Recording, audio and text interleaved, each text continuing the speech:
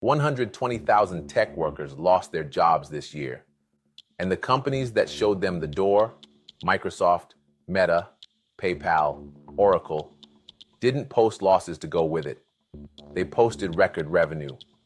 Sit with that for a second. If AI is somehow both wiping out jobs and printing money, then the neat little explanation everyone reaches for, we're just trimming costs, doesn't actually hold up. Something bigger is going on here. And on one single day, July 6, 2026, the whole thing snapped into focus. This is Neural Stack, and today we're pulling apart the gap between how fast AI creates value and how slowly anyone can actually control it. Let's start with where that number actually comes from, because it matters. TechCrunch has been keeping a running tally of tech layoffs through 2026, and by their count, roughly 120,000 jobs have been cut this year, with AI named as the reason layoffs at Microsoft, Meta, PayPal, Oracle, and more. But read that carefully. AI cited as justification is a company claim. It's not a proven cause. It's what the firm said in the memo, on the earnings call, in the press release. Whether an algorithm really replaced each of those roles, or whether AI just became the convenient headline for cuts that were coming anyway, that's the one thing the number can't tell you on its own. What we can say for sure is that the same stretch of time at several of those same companies produced record revenue. Now, here's the explanation you've probably already got loaded up, and honestly, it's a good one. This is just efficiency. Cut headcount, protect your margins, tell Wall Street you're AI first, and watch the stock reward you for looking lean. Fewer people plus record revenue equals a better looking quarter. That's not a conspiracy. That's just basic incentives. And for a chunk of those 120,000, that's probably a real part of the story. But if that were the whole story, the picture would sit still. A company cuts, banks the savings, moves on.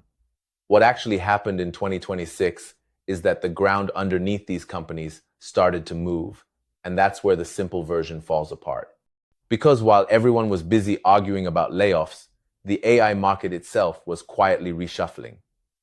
Fortune reported that Anthropic has overtaken OpenAI on self-reported revenue and in business subscriptions.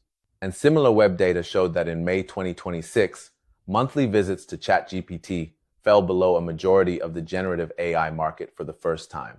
Now, be careful here. This isn't Anthropic won and OpenAI lost. Numbers like these are volatile.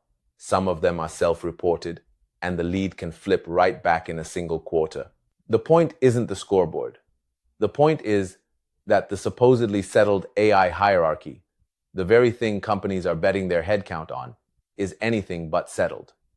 It's realigning in real time. So these cuts aren't happening in some stable world. They're happening on a moving floor.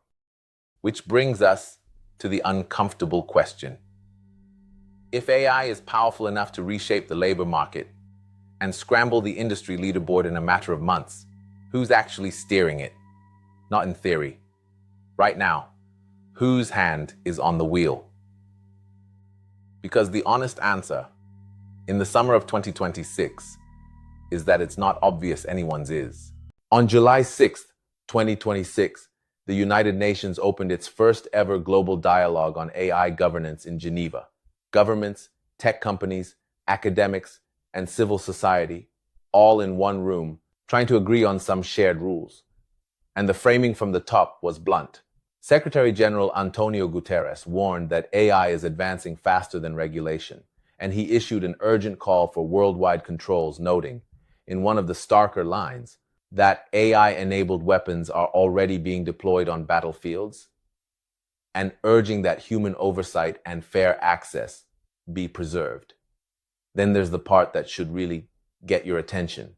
The UN's own independent scientific panel said, current science cannot guarantee that increasingly capable AI systems will avoid causing catastrophic harm, citing growing evidence of deceptive behavior in these models. Read that one again. Slowly. The scientists brought in to weigh in are the ones saying, we can't fully promise this is safe yet. And here's the detail that turned this from a news day into an actual story. That same July 6th, the day the UN convened in Geneva, Illinois, Governor J.B. Pritzker signed a landmark AI regulation bill aimed squarely at mitigating the risks of artificial intelligence. So picture the split screen. On one side, the guardrails finally going up a global dialogue and a state law. On the very same day. On the other side, a market that spent the whole year rewarding companies for moving fast, cutting deep, and figuring out the rules later. Governance and acceleration, landing in the same 24-hour window, pulling in opposite directions. That's not a coincidence. You just file away and forget. That's the whole tension of 2026, compressed into a single date. So let's circle back to that headline number. 120,000 jobs. AI cited. Record revenue sitting on the other side of the ledger.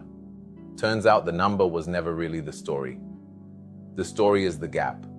The distance between how fast AI is, creating and moving value, and how slowly any of us can actually govern it. July 6th, 2026 was the rare old day you could see both edges of that gap at once. Guardrails going up in Geneva and in Illinois, while the market kept handing out rewards for speed. And once you see it that way, the question everyone's been quietly asking changes. It stops being, will AI take my job? That's the symptom. The real question is who gets to decide? And right now, the honest answer is that the people writing the earnings reports are moving a lot faster than the people writing the rules. So I'll leave you with that reframe and then hand it over to you. If the real fight in 2026 is value versus governance, speed versus accountability, where do you think it should land? Should the pace get set on earnings calls or in rooms like Geneva? Tell me in the comments. And I mean it. I read them. And this is one I actually want to argue about. If this gave you a cleaner way to see the whole AI and job story, hit subscribe, because Neural Stack is going to keep tracking exactly how this gap moves and who ends up with a hand on the wheel. Thanks for watching. I'll see you in the next one.